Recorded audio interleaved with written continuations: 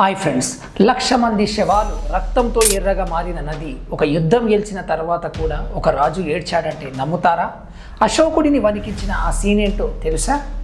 అది క్రీస్తు పూర్వం 3వ శతాబ్దం. భారతదేశం ఒక శక్తివంతమైన సామ్రాజ్యానికి సాక్ష్యంగా నిలిచింది. అది మౌర్య సామ్రాజ్యం. మగధ రాజధాని పాటలీపుత్రం నుండి పాలన సాగిస్తున్న బిందుసారుడి కుమారుడే అశోకుడు. అశోకుడు కేవలం ఒక యువరాజు మాత్రమే కాదు, అసాధారణమైన ధైర్యం, రాజతంత్రం కలిగిన ఒక గొప్ప యోధుడు. కానీ అతని కళ్ళలో కేవలం ఒకటే కల ఉండేది. అది అఖండ భారతాన్ని తన కాళ్ళ కిందకి తీసుకురావడం. అందరూ లొంగిపోయారు, కానీ కళింగ మాత్రం అశోకుడికి ఒక టఫ్ ఛాలెంజ్గా మారింది. అదే కళింగ రాజ్యం. అది ఇప్పటి ఒరిస్సా. స్వతంత్రంగా ఉండాలని కోరుకున్న కళింగను లొంగ తీసుకోవడానికి అశోకుడు లక్షలాది సైన్యంతో దాడి చేశాడు.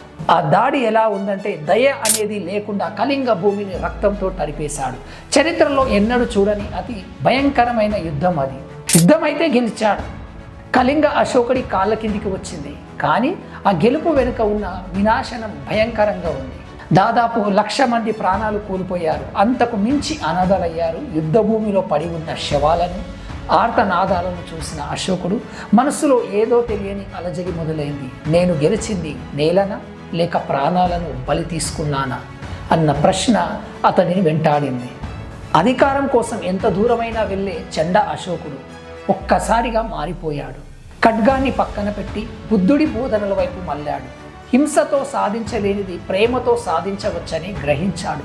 ప్రపంచ చరిత్రలో యుద్ధం గెలిచిన తర్వాత రాజ్యాలను జయించడం మానేసిన ఏకైక రాజు అశోకుడు మాత్రమే.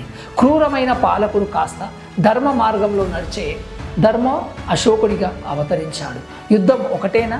యుద్ధం ఒక షాక్ అయితే ఆ తర్వాత జరిగిన కొన్ని ఇన్సిడెంట్ అతన్ని పూర్తిగా మార్చేశాయి.